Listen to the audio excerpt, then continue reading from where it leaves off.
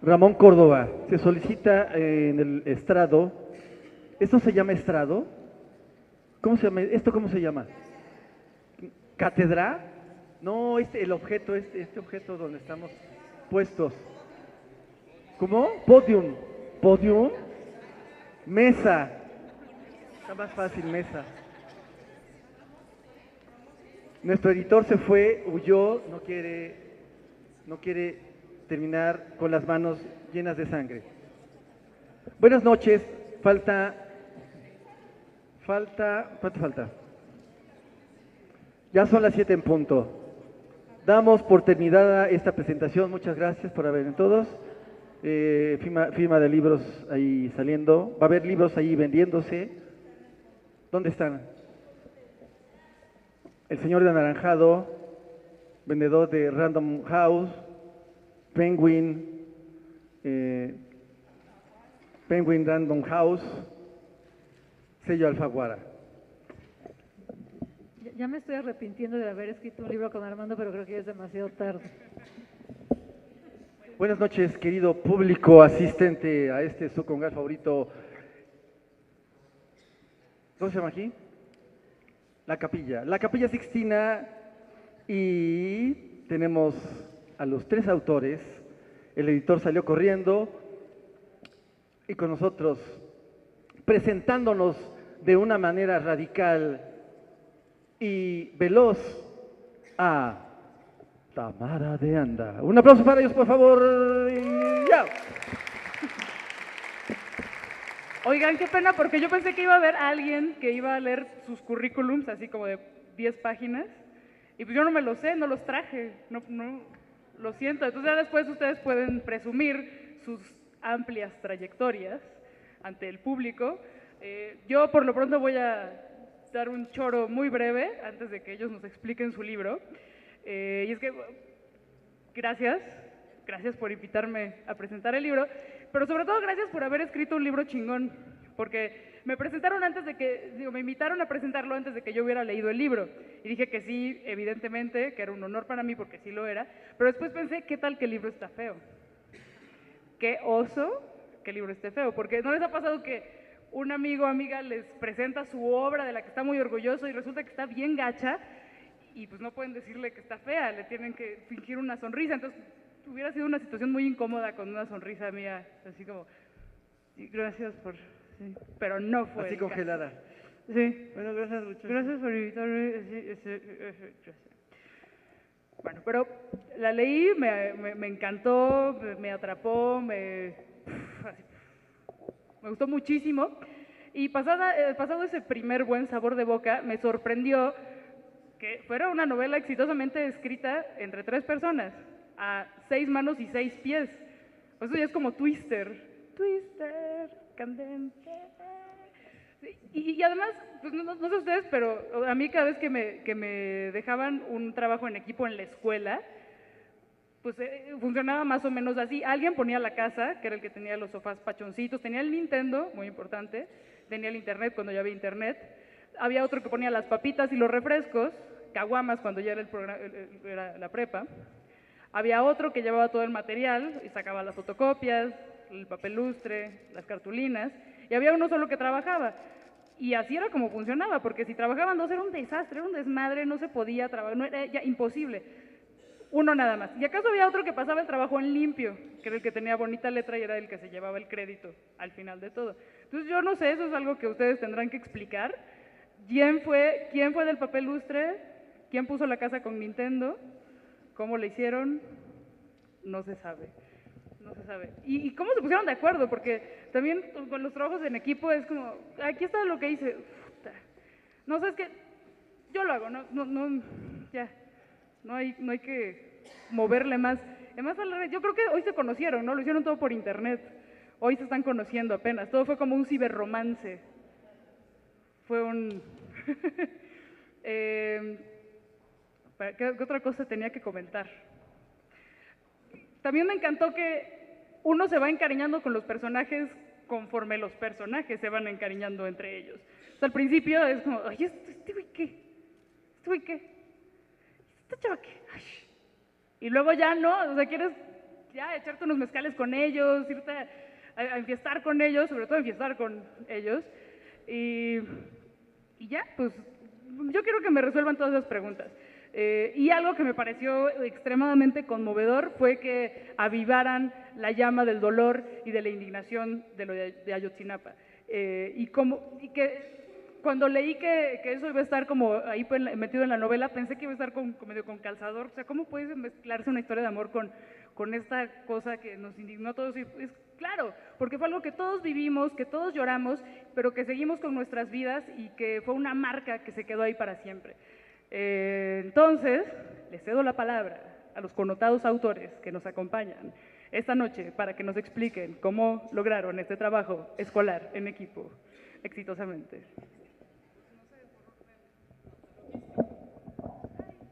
A ver, Bacha comenzará, sí, aunque no quiera, será forzada. Todo empezó por un jugueteo en Facebook. Ella escribe más o menos una vez a la semana o diario o cada 2 horas una frase que tiene que ver con su tema de los amores adúlteros, ¿no? Sí, ¿cómo no? Bueno, cosas como de amor, sí, ¿no? Entonces, en uno de sus momentos de arrebato pasional puso, debería existir una hora de caducidad para el amor. Entonces a mí, como me gusta molestarla todo el tiempo, le puse, no es hora de caducidad, no, es mes y año, no hora. Entonces empezamos a pelearnos divertidamente. Y bueno, ese día yo, aparte de que soy muy molón, ese día yo estaba muy azotado. Acababa de tomar mi curso de filosofía existencial, acabamos de leer a Heidegger, entonces la nada antes, la nada después y la lucha contra esa nada como esencial acción de la vida. ¿La verdad? ¿Verdad que tiene pantalla? Entonces, Bacha y yo nos empezamos a pelear y Bacha le seguirá contando qué ocurrió en esa pelea. ¿Ya fue todo? Bueno, seguimos peleando hasta ahorita.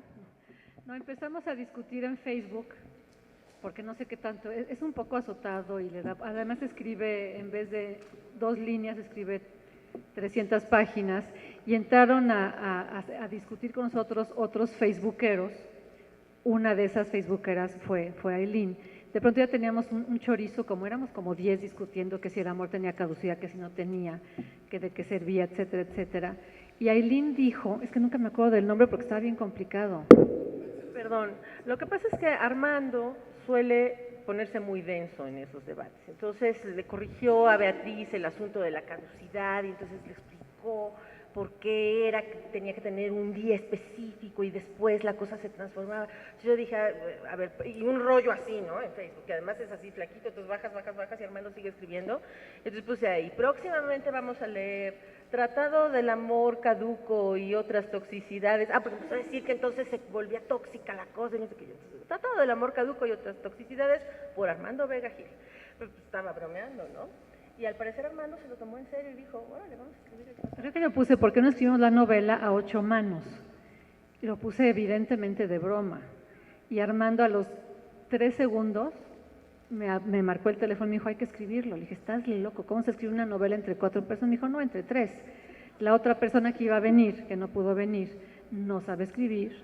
Y Aileen sí sabe escribir y muy bien, mejor de lo que yo pensaba, porque yo la había leído como periodista, pero nunca la había leído en escritos de ficción, y cuando mandó su primer texto dije, ay, nanita, vamos a parecer retrasados mentales Armando y yo junto a Aileen. Entonces, esto que empezó como una broma, porque le dije a Armando, ¿y de qué demonios vamos a escribir? ¿De qué se va a tratar la novela? Me dice, pues esto de la fecha de caducidad, échate el primer capítulo, nos lo mandas y a ver qué sale. Entonces, como se dan cuenta, es una novela que sale de un juego. No sabíamos a dónde íbamos, no sabíamos siquiera si era una novela, si se iba a publicar, no sabíamos bien de qué se trataba. Y el principio es una novela, es que eres mi Alzheimer, ¿cómo se llaman las novelas de cartas? Epistolar, gracias. Una novela epistolar moderna porque hay cartas reales, hay WhatsApp, hay ¿qué más? Instagram, ¿no, verdad? Chats. mensajes grabados en una contestadora telefónica vieja. Ese es el principio de la novela. Realmente no sabíamos cómo iba a terminar, no sabíamos bien de qué se trataba. Lo único que sí decidimos fue que cada uno tenía que hacer la voz de un personaje diferente. Para los que escriben, yo creo que ya se dieron cuenta que lo más difícil es hacer diferentes voces. Muchas veces los personajes acaban hablando como uno mismo, como el autor. Es muy difícil, a mí me cuesta trabajo escribir como un haitiano de 18 años en el siglo XVII, evidentemente, ¿no? Y aquí ya las voces se nos dieron diferenciadas de manera natural. Cada quien escogió su personaje, cada quien lo fue creando, y la regla es que no nos podíamos meter con el personaje del otro, ni podíamos cambiar lo que el otro había escrito. Entonces, cuando a mí me llegaba una carta de Ágata, que es el personaje que hace Eileen, yo no le podía hablar a Eileen para decirle, oye, no, cámbiale a Ágata tal cosa, hazla más joven, hazla más delgada, hazla más buena onda o menos buena onda.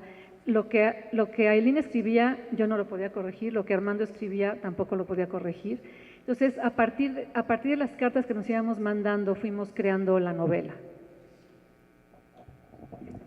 Pues yo debo decir que yo ni sabía que estaba escribiendo una novela. A mí me dijeron, oye, ¿qué tal si hacemos la novela? Y yo dije, órale, va. Beatriz fue quien lanzó el primer texto. Lo único que hubo claro desde el principio fue esto, son 3 personajes y para que esto funcione, cada quien tiene que escribir un personaje. Entonces, bueno, pues órale, ¿no? Invéntate un personaje. Pues ok, mi personaje. Y Beatriz lanzó el primer texto, me la pasó a mí, es una carta que le escribe Natalia, que es el personaje que escribe ella, al personaje que escribo yo, que es Ágata. Y bueno, pues yo lo que hago es responder a ese mensaje. Le pasamos el texto a Armando, que nos presentó ahí a Mateo, el personaje que él escribe, y así seguimos. El manuscrito que iba creciendo dio varias vueltas. En las vueltas me empecé a dar cuenta que no me iba a ir tan bien como yo pensaba y que no iba a estar tan leve y tan divertido como yo creía. Porque yo soy periodista de verdad, entonces pues había escrito algunos cuentitos y una cosa así, pero así que digas, ¿cómo le haces a la ficción? Pues no, ¿verdad? Beatriz, pues es novelista y además da talleres. Voy a hacer un paréntesis. La gente paga por ir una vez por semana a taller con Beatriz y yo la tenía todo el tiempo durante 7 meses. ¿Qué hubo? Entonces, Beatriz da talleres, tiene la técnica, perdón, queridas, sin que llegue la piedra para allá. Entonces, bueno, Beatriz tiene muy clara cómo va la estructura de una novela, tiene una mano súper suelta, ahorita se le ocurre que quiere que su personaje haga algo y en 2 minutos ya tiene el siguiente capítulo escrito. Y Armando ha escrito 20 no sé cuántos, 30, o sea, me corrige, ha escrito 30, porque 29 son pocos. Entonces, escribo 30 textos de ficción, cuento y novela, y Beatriz escribe muy rápido y muy precisa, y Armando escribe larguísimo, larguísimo, o sea, páralo, así como habla, así escribe. Entonces, la dinámica era esta. Peor. Beatriz escribía rapidísimo y además era así como, apúrenle porque ya tengo los otros 2 capítulos y no puedo avanzar. Claro, no puedes avanzar porque no sabes qué van a escribir los demás, ¿no? Entonces tiene que esperar para entonces subirse. Pero ya sé que quiero que siga, entonces apúrenle, se lo pasaba a Armando. Armando se tardaba años porque estaba escribiendo, ¿no? Y entonces a mí me llegaba por ahí el super rollo de Armando, el capítulo de Beatriz y yo, sopas. Además, o sea, yo soy periodista, yo estaba haciendo una nota, mandando un reportaje con los editores encima, el deadline, y con la general Beatriz, oye, ¿para cuándo, Aileen? Apúrate. Y entonces Armando por allá ya dándome ideas, y entonces la presión empezó a crecer de una manera. Y hubo un momento que me quise bajar, dije, ya estuvo, ¿no? Están peor que mis peores editores. Y entonces yo escribía ahí un textito como que decía, pues ya quedó chido, lo voy a pasar, lo mandaba, y en 2 minutos Beatriz ya había vuelto a escribir, y otra vez, ¿no? Sí, no mames. ¿Cuándo para Sí. esto? Hubo un momento en que yo dije, me voy a bajar. A ver, oigan, ¿qué creen? Esto como que me está causando estrés, como si fuera novelista, y pues no soy, ¿no? Entonces, yo creo que me voy a bajar. Y bueno, Armando me tiró un rollo, no, carnalita, tú eres bien chida y escribes muy bien y no sé qué. Y Beatriz fue así como, a ver, no invente, ¿no? Deje de azotarse y póngase a escribir porque ya tenemos que seguirle. Y me dio un muy buen consejo, que es, porque le decía, pues es que de pronto me atoro un poco. Me dijo, es que no te compliques, escribe sobre lo que conoces. Lo peor que puedes hacer es querer escribir sobre algo que te inventas, un personaje que tú crees que es de esta manera. Escribe sobre lo que conoces, escribe sobre la ciudad en la que vives, escribe sobre las personas con las que hablas todos los días, escribe las situaciones que ves en la vida cotidiana, porque son las situaciones reales. Y ya, santo remedio, empecé a escribir así, y así es como se construyó el personaje de Ágata. Pero creo que también eso es lo que ayudó a darle a esta novela el carácter que tiene, que me parece que tiene que ver con lo que tú dices de que empiezas como, ¿quiénes son estos? Y terminas queriendo irte a chelear con ellos y a llorar con ellos.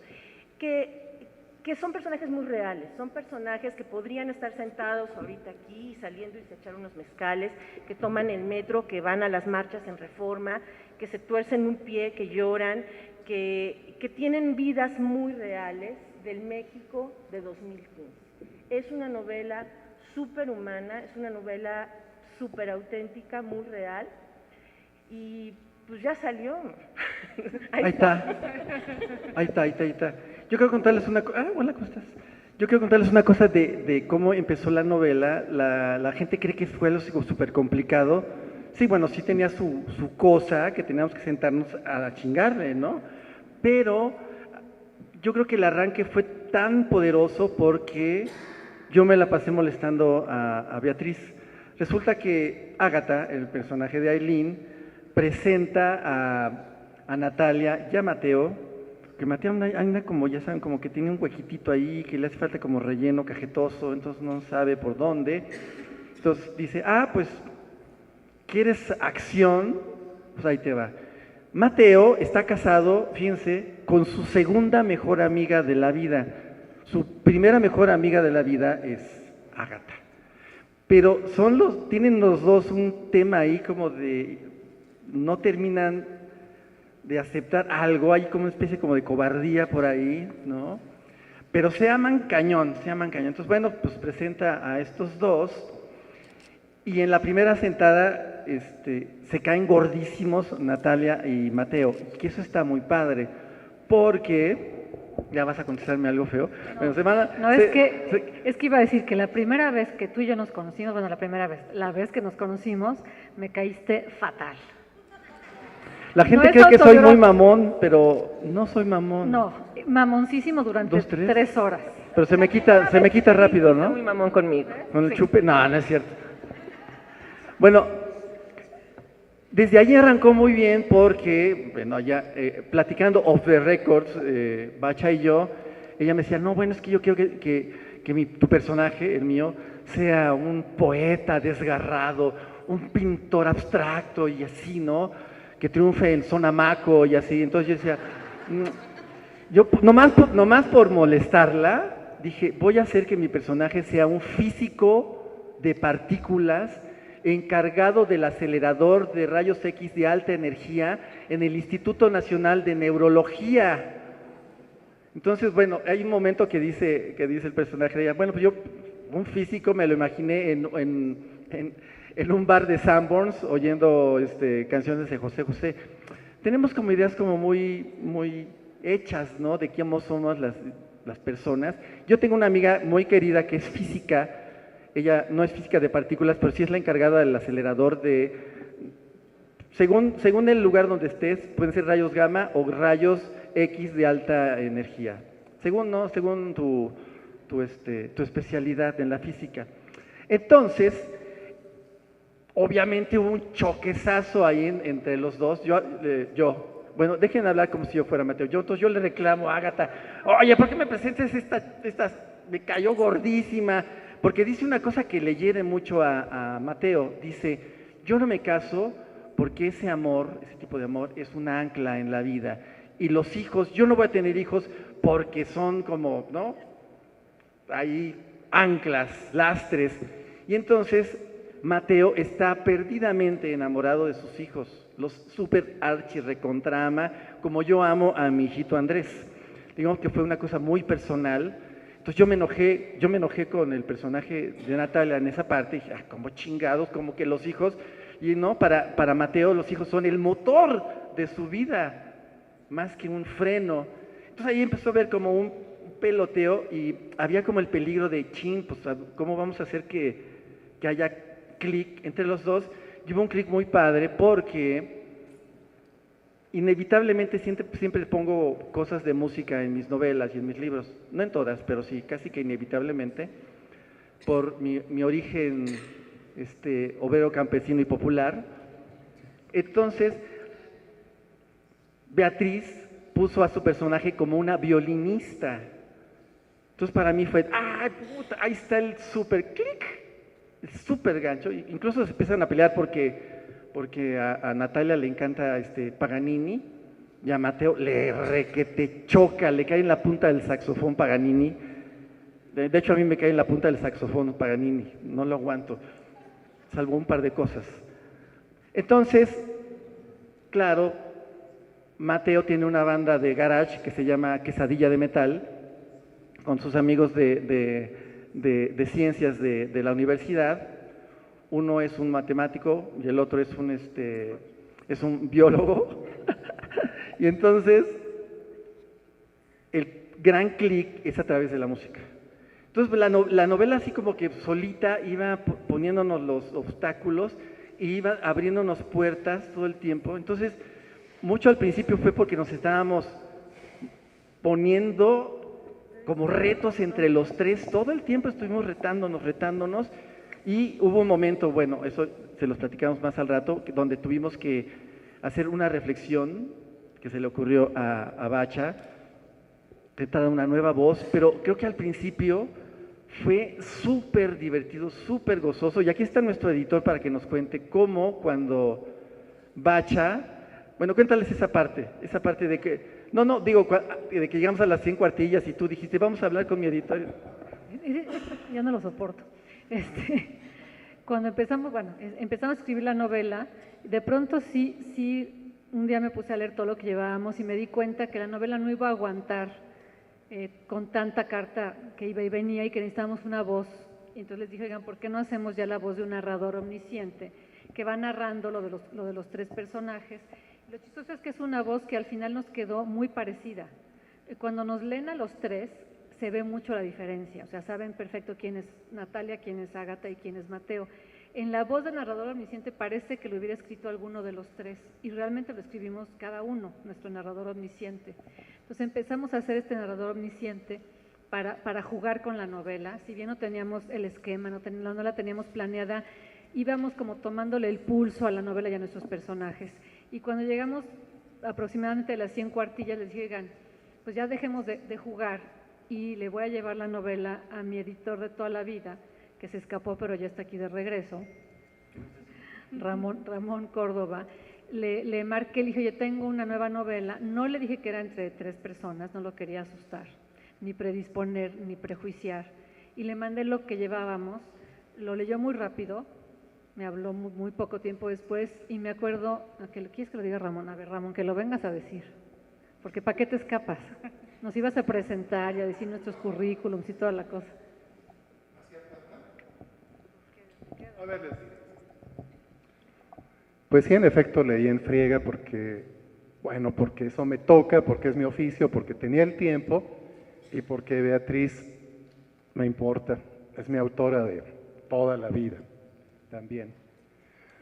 Y sí, como en otros experimentos que se ha aventado Beatriz, no diré los nombres ahora porque es la presentación de este libro, yo sabía que tenía que decirle cosas que contribuyeran a que la obra progresara, o decirle, pues no tienes nada de plano, ¿qué tal si reload, ¿no? Borrón y cuenta nueva? Cosa que me hubiera sorprendido mucho porque pues no es el caso con una autora de este calibre. Y en efecto, yo recuerdo haber llamado a Beatriz y haberle dicho, funciona, tienes tres voces bien distintivas, cada una me la creo, son bien distintas, lo cual me tenía admirado porque alguien que consigue dar voz distinta a cada personaje ya merece ser llamado escritor. Ella seguía sin decirme que era a 6 manos, y le dije, oye, una de las voces, la masculina, me recuerda tremendamente a cierto autor que yo he leído, sí, que se llama, ¿cómo es que te llamabas? Armando Vera, escritor de física, Vera Gil. Armando Vega Gil, sí, sí, pero sin saber que en efecto él estaba a bordo del proyecto. ¿Alguna otra observación le hice? Muy poquito en realidad, porque no sabía hacia dónde apuntaba, pero las bases de algo que merecía ser desarrollado y que ya tenía gran peso específico, inercia, fuerza, ya estaban ahí. Ya no diré más, salvo que nos reunimos a cenar ricamente para comentar cómo iba el proyecto. Ahí conocí a la gran Aileen. Sí, sí. Te pareces a tu personaje también en algunas cositas.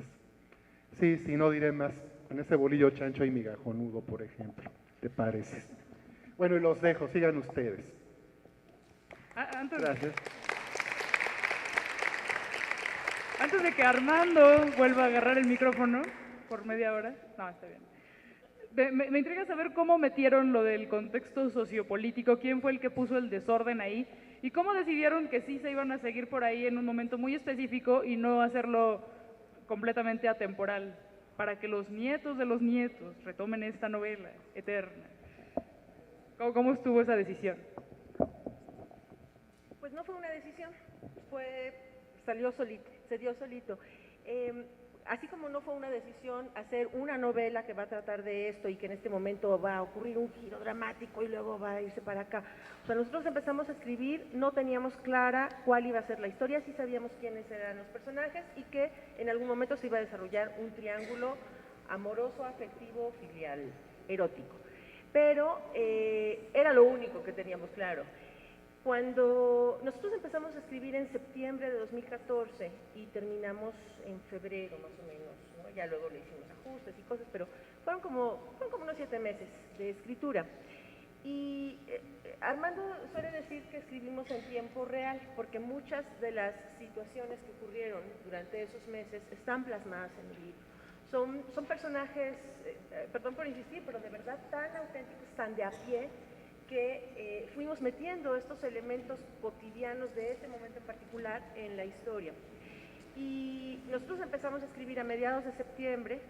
El 26 de septiembre ocurren los acontecimientos donde desaparecen los 43 estudiantes de Ayotzinapa.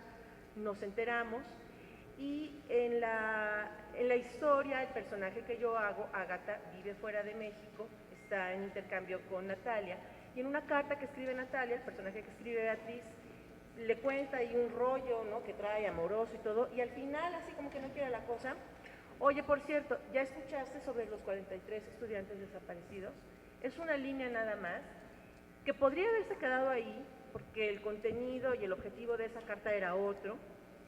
Ágata le responde, y ahí responde también tomando el tema, ¿no? Responde el tema principal de la carta y después esa línea, y sí, ya me enteré, y pasa a las manos de Armando.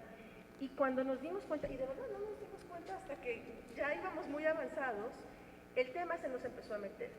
En la novela, el personaje de Natalia da clases en el conservatorio, el personaje que escribe Armando, que es Mateo, también es profesor, tiene alumnos, y entonces de manera natural la efervescencia que empieza a ocurrir esos meses en México, particularmente en el Distrito Federal, las movilizaciones estudiantiles, las marchas sobre el paso de la reforma, las exigencias al gobierno, se empiezan a colar en nuestros personajes, en los eventos donde se encuentran los personajes. Hubo un momento, pero ya íbamos muy avanzados, incluso creo que después de que supimos que contaríamos con la complicidad de Ramón para esto, donde sí dijimos, a ver, ahí está Ayotzinapa y ¿qué onda? Vamos a seguir y vamos a hacerlo explícitamente presente en el resto de la novela. Y bueno, no hubo ni que decir más, ¿no? Obviamente los tres sabíamos que sí, porque además de verdad se volvió un elemento importante en la novela. A mí me parece, cuando he platicado con personas que nos conocen a los tres, siempre me dicen, es que son tan diferentes, ¿cómo es que se pusieron a poner de acuerdo si ni siquiera entiendo cómo son amigos? Y entonces... ¿Quién te dijo eso? No una vez.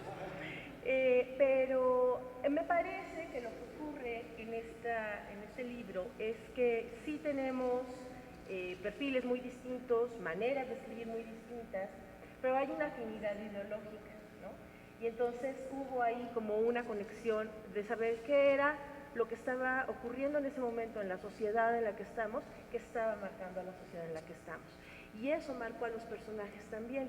A mí, ya viéndola a unos meses de distancia, lo que me parece más lindo de este libro es que esta es una historia de amor arrebatado. O sea, cuando lo lean van a ver, está lleno de pasión, de tripas, de coágulos, ¿no? Es una historia muy sabrosa, muy enamorada. No hay un momento más egoísta en la vida del ser humano que cuando está enamorado, ¿no? Te enamoras acá y no existe otra cosa más que tú y el otro, y el mundo desaparece y te vuelves hedonista y el placer es enorme y no existe más. Pero a pesar de que existe esa relación entre los personajes, queda claro que no se pueden sustraer de su realidad social, que por muy intensa o feliz o plena que esté siendo tu vida, si en tu contexto hay injusticia, hay corrupción, hay impunidad, hay otras personas sufriendo, tú no puedes ser plenamente feliz, ¿no? Te marca el momento histórico en el que vives. Y el momento histórico de la producción de Fecha de Caducidad marcó a Fecha de Caducidad, ¿no? Se nos metió ahí y además, no voy a decir más para no balconear la novela, pero creo que el momento que hace que este giro, uno de los giros fuertes de la novela, justamente ocurre en esa coyuntura. Y eso pasa, perdón, también en sentido contrario. Hay una escena en que Natalia va a una de las marchas por los 43 y describe cómo va por la marcha, recorre Reforma, etcétera, y está ya en el Zócalo y está viendo lo terrible y el dolor de los padres y el dolor de todos los mexicanos, y de pronto en una esquina ve llegar a Mateo cargando uno de sus hijos y con su esposa al lado cargando otro de sus hijos, y en ese momento lo terrible de la historia con H mayúscula desaparece para darle lugar a lo terrible de la historia con H minúscula. O sea, ya todo palidece junto al dolor de ella de ver a Mateo en su vida, digamos, real, en su vida cotidiana, que es con su esposa y con sus hijos. Entonces es en ambos sentidos, ¿no? Como la historia con H mayúscula irrumpe en la vida personal de los tres personajes, porque aparte nos pasó a nosotros. Yo estaba escribiendo y cuando le estaba escribiendo, yo como Natalia, la carta a Ágata, no pude dejar de meter a Ayotzinapa.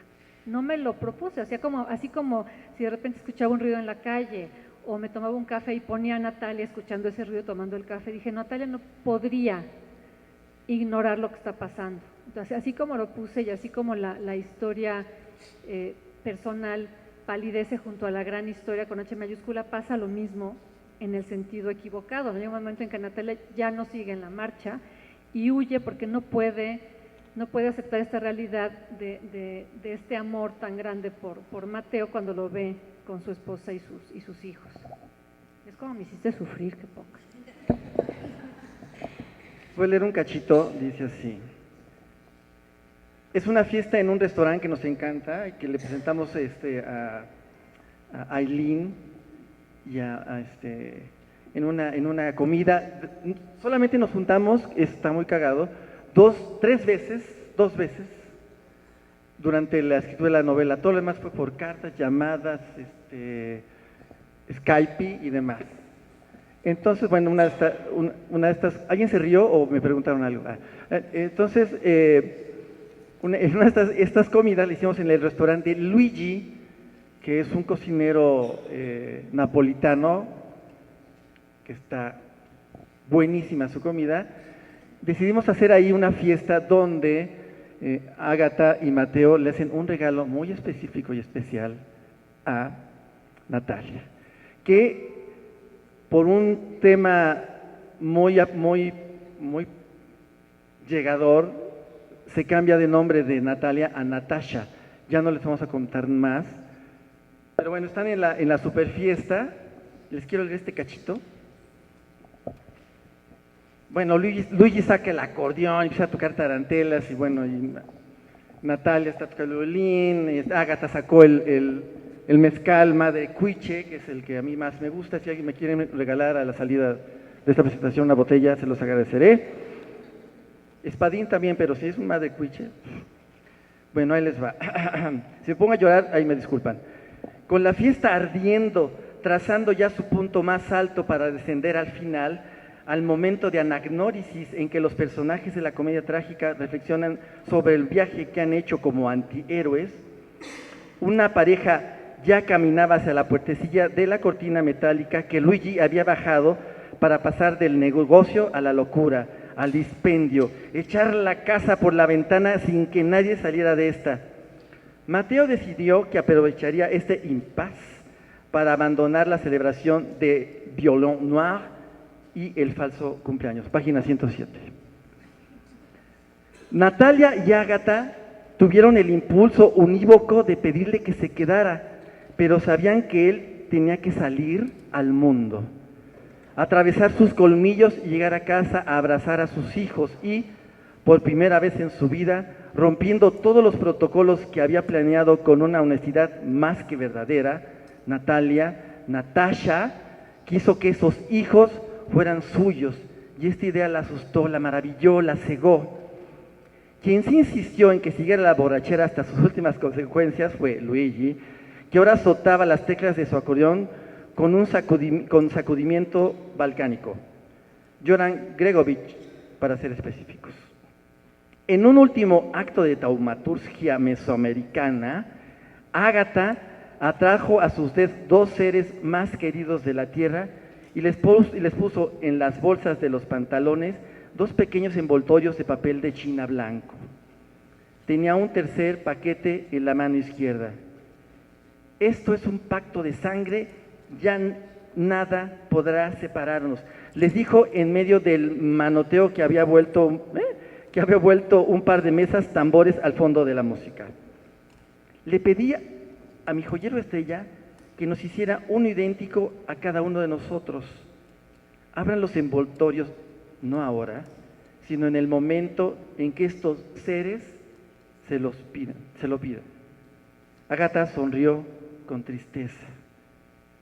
Mateo quiso repetir el beso de 3 bocas, pero ahora solo serían 2 bocas cada cual, concentrando las lenguas tibias y salinas en momentos apartados únicos, y Mateo salió a la carrera cuando a través de la puertecilla abierta sonó el claxon de un radiotaxi al que había llamado en un momento de descuido.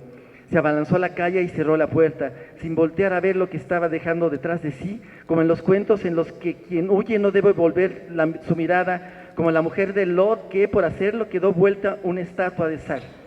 Pero atrás de Mateo no estaban Sodoma y Gomorra, sino Il Vecchio Forno, en el que resonaban con felicidad las risas, el acordeón y el violín, que de nuevo volvió a alargar sus dedos por los meandros más luminosos de aquella noche de miércoles.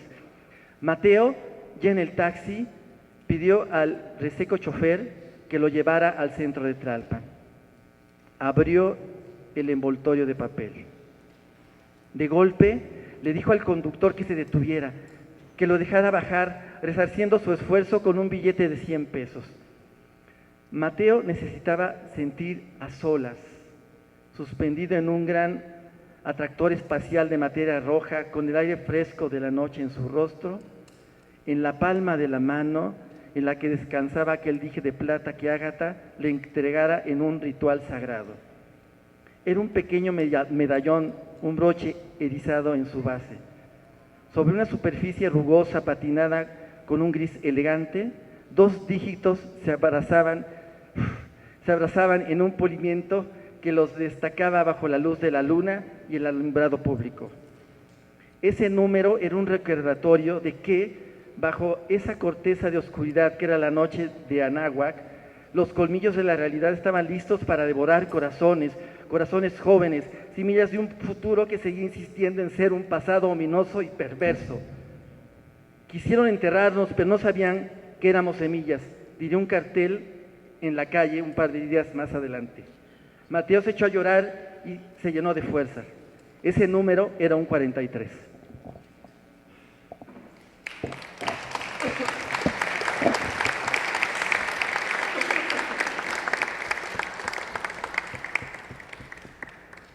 Yo más que una pregunta tengo un comentario. Creo que el Vecchio Forno es bueno, pero el de la vuelta está mejor, ¿verdad? Bueno, pero eso, la Ciudad de México está ahí muy presente, no tanto como el cliché de un personaje más, esta ciudad de contrastes, pero no veo la novela ocurriendo en otro lado. Sí está tantito ahí Los Ángeles como invitado especial, Los Ángeles, y tantito Oaxaca con la aparición momentánea, pero como, digo, supongo que de forma natural también, pero ¿qué papel juega la ciudad? El DF, ya no DF, perdón, Macera, CDMX.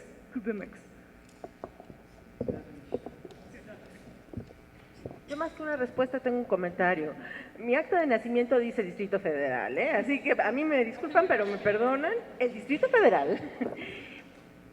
Me parece, esto que dices a mí me parece clave y lo hemos comentado muchas veces, ¿no? Es una novela que sin hacer eso, sin volver un personaje a la ciudad, ni siquiera elementos o barrios de la ciudad, ¿no? Sí va tejiendo situaciones súper cotidianas que solamente pueden pasar en la Ciudad de México, ¿no? Ágata, por ejemplo, Ágata es oaxaqueña y llega al Distrito Federal, porque viene, como mucha gente en este país, a estudiar la carrera. Ella intenta entrar, su sueño es entrar a la UNAM, logra entrar a la UNAM, pero esto es a finales de los 80, le toca la huelga, una de las huelgas más largas que tuvo la UNAM en esa época, y ahí conoce a Mateo, ahí es donde se conoce, en los camioncitos que van del Metro CU y dan toda la vuelta, ¿no?, a Ciudad Universitaria, y cuando empieza la huelga y se empieza a prolongar, el padre le dice, ok, si te puedes quedar en el DF, pero no te vas a quedar de rojilla yendo a manifestaciones, o estudias o te regresas a Oaxaca, y entonces acaba metiéndose a la Ibero porque hubo huelga, ¿no? Y entonces, como se vuelve súper amiguísima de Mateo y además su sueño era entrar a la UNAM en la que no se queda, pues termina recorriendo toda la ciudad con el pretexto de ir a la biblioteca central o de ir a comer las quesadillas de psicología o lo que sea, o ir a las islas a echarse un churrito para poder estar ahí. Estas situaciones serían difíciles de darse en otra ciudad, de entrada porque no tienes tantas universidades, ni tantas huelgas, ni tanto desmadre, y no tienes que cruzar la ciudad en 2 horas, ¿no? La cruzas en menos. Pero además hay otra cuestión de la que tiene que hablarnos Armando ahora, porque es el indicado para hacerlo, que dado que la amistad, particularmente la de Ágata y Mateo, inicia a finales de los 80, estamos hablando de una amistad de los personajes de casi 20 años, muchas de las referencias que comparten, además de los lugares y los momentos, son referencias musicales. Y a lo largo de la novela va apareciendo un poco el soundtrack de la vida de quienes fueron jóvenes en esa época, de quienes vivieron en esta ciudad en esa época, a pesar de que tenemos referencias similares en todo el país. Sí es cierto que musicalmente, culturalmente, hay referencias muy particulares de quienes crecimos en la Ciudad de México, y eso se va dando, ¿no? Natalia y Ágata se conocen en el metro, ¿no? Y se conocen porque a Ágata se le voltea el morral y se le caen las cosas, y a Natalia le da cosa ver que los chavos, en vez de ayudarla, la están viendo, ¿no? Entonces va al rescate. Son situaciones súper urbanas, pero súper urbanas de esta ciudad. Hay una parte muy bonita en la novela, ya hacia el final, que es un día que pasan Natalia y Mateo, ¿no?, en la Ciudad de México también, y la recorren, y es un recorrido que solo puede narrar y solo puede construir quien ha vivido la ciudad, ¿no? Yo creo, nuevamente, la línea que dio Beatriz en algún momento y que ha estado ahí, escribe sobre lo que conoces, y yo creo que hay un pulsito muy chilango ahí en la novela. Perdón, voy a cambiar un poquito el tema porque mientras buscaba algo para leerles, porque me dio envidia que Armando les leyó, obviamente escogí un pasaje de Mateo. Entonces, mientras buscaba un pasaje de Natalia para presumir, que no lo voy a hacer, pero me encontré, ya no me acordaba, varios subrayados de mi hija. Y se los comparto, no les voy a leer los subrayados tampoco, pero se los comparto porque yo llevo escritos, no sé si 9 novelas. Isabela no había leído ninguna. Y eso que mi novela anterior, Dios se fue de viaje, se la dediqué a ella y la idea del título me la dio ella. Yo nunca le obligo, obviamente, a leer la novela, ni digo que no, o sea, mis novelas ahí están en la casa tiradas o puestas, y va y ve novelas de un lado para el otro, pues su papá también es novelista, entonces está acostumbrado a vivir entre novelas, entre libros, y cuando vio esta novela, por primera vez la tomó en sus manos, la empezó a hojear y la leyó. Es la primera novela mía que lee, bueno, nuestra, pero mía que lee. Y se me hizo como, bueno, mi marido estaba colgado de la lámpara porque él es un poco, iba a decir fresa, pero bueno, un poco conservador, y me decía, oye, quítale la novela cuando puedas. Y yo decía, ¿por? Sí, tiene pasajes pues eróticos, pero bueno, yo decidí no quitársela, porque finalmente si yo lo escribo, ¿por qué no lo va a leer, no? Pero sí me impresionó que tomara la novela y que no pudiera dejarla. Y es una niña de 14 años y tiene muchas novelas que podía haber leído, no solo las mías, sino las de su papá. Y esto me he encontrado también, no solo con mi hija, sino con mucha gente que se me ha acercado a decirme, hemos empezado la novela y no la hemos podido soltar. Creo que es algo de lo que hablaba Aileen, es una novela tan cercana a lo que todos vivimos todo el tiempo. Yo siempre voy diciendo, ¿no?, en las presentaciones, seguramente ustedes han visto a Ágata alguna vez y han visto a Natalia en algún café, y han visto a Mateo en el metro. Son personajes vivos, son personajes de carne y hueso, son personajes que sufren y que nos hacen sufrir. El día que presentamos la novela por primera vez, que fue en Monterrey, le pedimos a Verónica Massa, una gran periodista y una gran amiga, que la presentara. A la pobre no le dio tiempo de leer la novela con anticipación y la leyó, la empezó a leer en México, pero la acabó de leer en Monterrey y la terminó de leer 5 minutos antes de llegar a la presentación. Y llegó corriendo y llegó llorando. O sea, le conmovió tanto la novela que llegó llorando y llegó así, no tengo palabras para hablar de la novela. Entonces creo que eso es lo que hace la novela conmovedora, que sea tan de nuestros días, tan de nuestra ciudad, tan de nuestro tiempo y tan de personajes que, o sea, de carne y hueso, que podemos tocar, que podemos sentir y con los que nos podemos identificar. Perdón por cambiar el tema, pero me acordé. No, bueno, ahorita te hago una pregunta, Tamara, porque bueno, ahorita retomamos el tema de lo de la música, pero yo leí el mensaje que le mandaste bueno, lo leímos los dos, cuando acabó de leer la novela, y dice, acabo de leer la novela, tengo ganas de llorar, me muero, me da mucha pena y me voy al baño. Voy al baño a llorar para que no me vean. Güey, yo no lloro nunca, ni en Titanic. Ni en Titanic en la secundaria, me aguanté. Todo me aguanto. Pero pues sí me fui al baño. Poquito, porque una es ruda, ¿no? Ajá. Pero sí, está muy cabrón. No spoilers, ¿no? Pero no hay que abundar en el tema, pero sí está... Es que de verdad me sorprende, porque yo nunca lloro con los libros. ¿Qué onda? Qué poca, ¿eh? Me hicieron llorar. Qué poquis. Sí, bueno, yo antes de venir para acá, dije, pues, bueno, es como, no es que sea azotado, hay no es que sea azotado el final de la novela, no es que no sea azotado yo soy súper mega archi azotado, pero dije, pues voy a leer el final de la novela, ¿no? Los 3 últimos capítulos, que son voces nuevas que entran al texto. Eso está súper loco. Durante todo el tiempo estamos hablando de 3 personajes que son como las parejas de cada uno de nosotros, bueno, cada uno de los personajes de la novela, y al final, Toink, por necesidad, toman la palabra. Entonces, dije, pues voy a leer esta última parte. Y bueno, yo estaba chille. Y eso que no puse, retomando el tema de la música, una banda que está todo el tiempo está mencionada en la novela, que se llama Sigur Rós. Es una banda islandesa. Su ciudad es Reykjavik. Bueno, esa banda, yo cada vez que lo oigo se me remueven las tripas. Yo, como decía Germán Deza, después de los 50 años, los esfínteres lagrimales se relajan y uno llora fácilmente.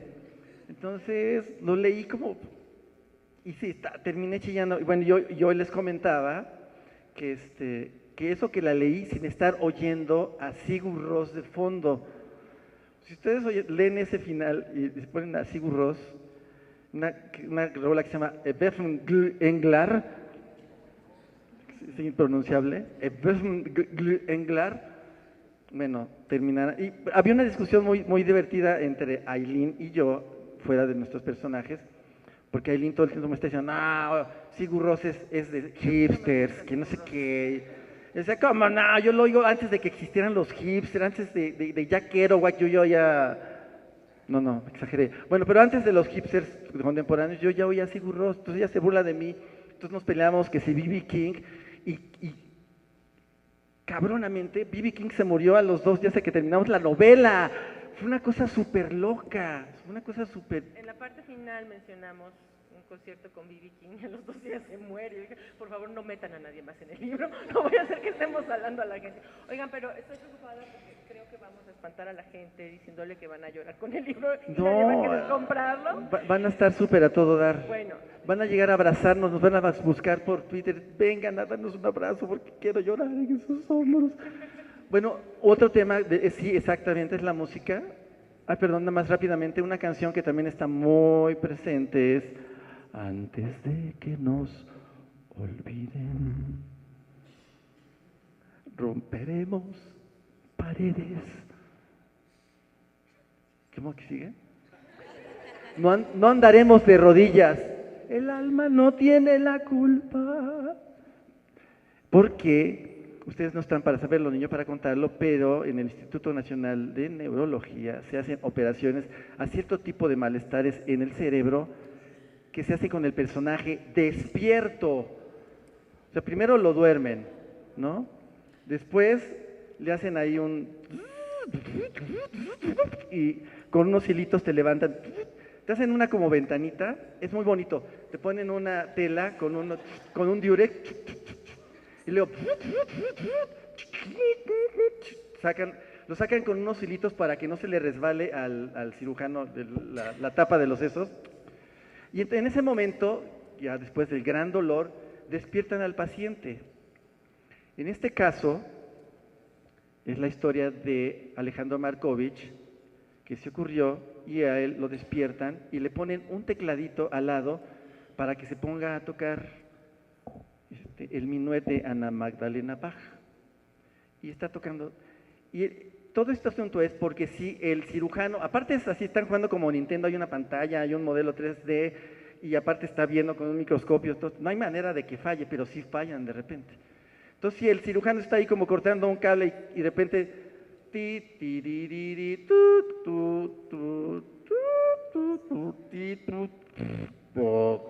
es que cortó el cable equivocado. Entonces el cirujano, así como que voltea aquí, nadie lo miró, surce, pega y sigue ya por otro lado. Entonces, como están oyendo, como estás operando a Alejandro Markovich, el guitarrista, ex guitarrista 2 veces de Caifanes, obviamente están oyendo Antes de que nos olviden. Y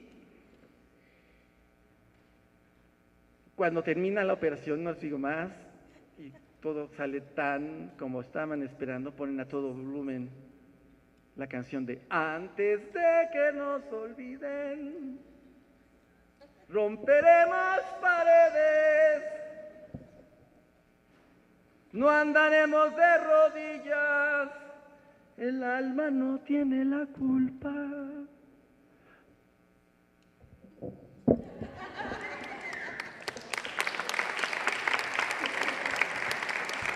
Les anunciamos que el after va a ser en el karaoke. Vamos a seguir escuchando Debe las decir que si no ha interpretaciones. pensado hacer un grupo musical, igual te iría bien. Le podrías poner algo así como botellita de, no sé, de mezcal, botellita de botellita de Jerez. Botellito de agua de la presentación. Pues, yo creo que hay que darle chance al público de hacer 2, 3 preguntas y comentarios. Pocos comentarios. Pero yo quiero decir que creo que esta novela, además de que los va a hacer chillar rico, es apasionante porque todos tenemos una Natalia, una Ágata y un Mateo en nuestras vidas. Entonces se van a acordar de esos personajes y de mí que se los dije. Y pues ya, a ver qué curiosidades tienen por ahí. aquí. Levantaron la mano por aquí, a ver. Nada más que no sé si hay micrófono o gritas o qué. Así. De viva voz.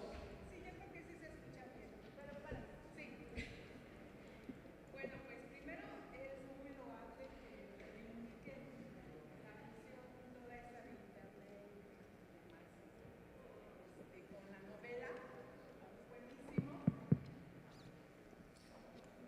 Bueno, estoy comentando que es buenísimo que reivindiquen el uso de Internet, Facebook y el celular, ¿no? Cuando se dice que pues nada más nos idiotiza, ¿no? Pues para nada, aquí se ve que no. Y lo otro es para ti, Beatriz. Alguna vez comentaste que, bueno, que de tu esposo te daba algunas cuartillas y de esas cuartillas, si tú fueras quien le corrigiera, terminarías nada más sacando 3 párrafos, ¿no? Entonces, ahorita yo me imaginé, dije, bueno, pues ¿cómo le hiciste para estar leyendo lo de ellos y con ese oficio que tienes de dar los talleres, no quererlos estarlos corrigiendo, ¿no? Yo creo que ha de haber sido pues algo fuerte para ti, ¿no? Eso me imagino. No, la verdad es que no había mucho que corregir, de hecho nada.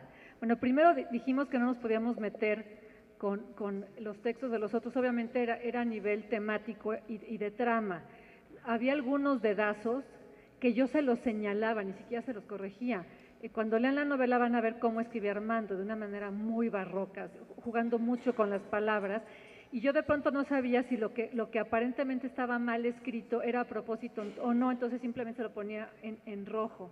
Y lo mismo a Ailina escribe muy bien, muy correctamente, pero se le iban dedazos, lo único que hacía era ponérselos en rojo, pero realmente eran textos muy limpios, o sea, a mí, yo ya había leído a Armando, no había leído a Ailín en su faceta de ficción, y sí me impresionó que no había mucho que corregir. Creo que tenemos estilos muy parecidos. Yo cuando dije lo de mi marido, no sé cuándo lo dije y espero que él no me haya escuchado, lo dije porque escribimos muy distinto. Lo que yo digo en una frase lo dice en 10 cuartillas. Y él cuando lee algún escrito mío me dice, yo aquí le pondría, y se avienta, bueno, una Biblia de todo lo que, y yo al revés, le voy tachando y digo, yo creo que esto sobra y sobra y sobra. En nuestro caso no. Yo creo que inclusive la escritura de Ágata, de Ailín y mía son incluso hasta parecidas. Entonces no hubo realmente, lo digo de manera sincera, no había mucho que corregir. Armando así de repente le decía, oye, bájale tantito, porque Ailín y yo escribíamos 1 cuartilla y media y Armando nos salía con 15. Entonces, junto con Ramón, sí le hicieron una ajustada y un poco de limpieza, pero no me costó trabajo no corregirles porque no había nada que corregirles. A mi marido le seguiré corrigiendo, y no solo sus novelas, le estoy corrigiendo todo el tiempo al pobre. Como buena esposa, a eso nos dedicamos, estar... Iba a decir una grosería, pero me dio... Otra pregunta.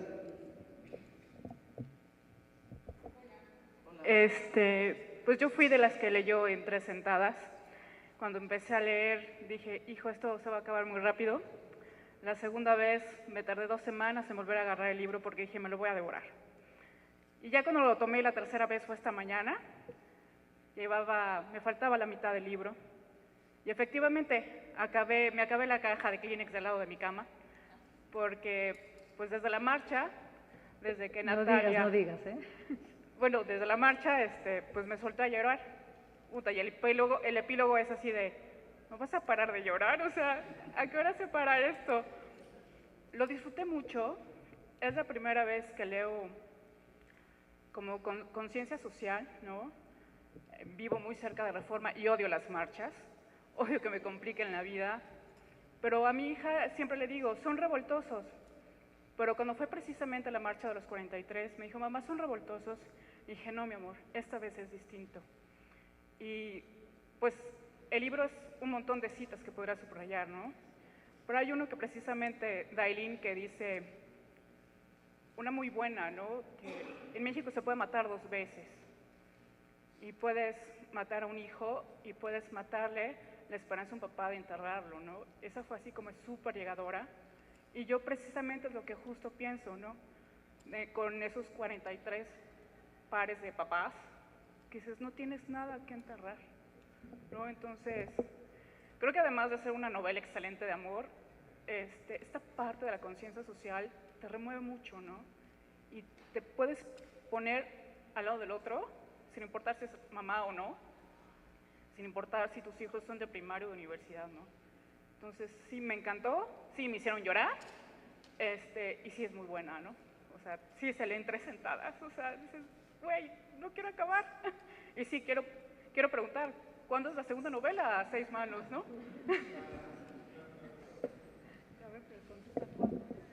Yo nada más voy a decir, yo tengo un hijo y siempre me dicen, ¿por qué no tuviste otro? Si el primero salió bien y no la regué, como para qué me arriesgo, ¿no? Creo que por ahí podría ir también la cosa.